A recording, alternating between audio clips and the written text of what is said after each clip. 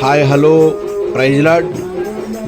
House of prayer వారు నిర్వహించు ఉపవాస ఉజ్జీవ కూడికలకు మిమ్మల్ని అందరినీ కూడా ప్రేమపూర్వకంగా ఆహ్వానిస్తున్నాము.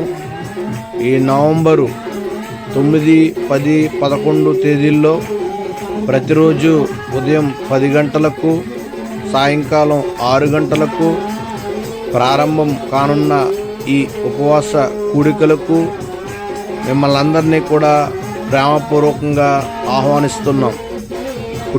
కుటుంబాలుగా రండి, దేవుని దీవెనలు పొందండి.